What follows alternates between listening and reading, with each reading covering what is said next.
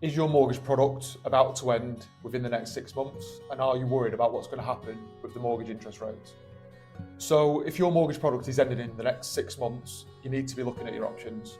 The two things that we generally look at are what's called a product transfer, which is basically where you look at what products your current lender's got available.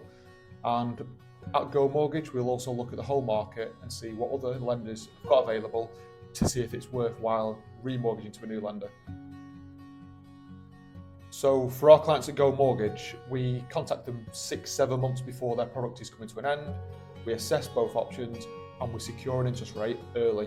The reason we do it early is because if interest rates continue to rise and go up and you haven't secured a new interest rate, you could miss out on a rate that you previously could have had.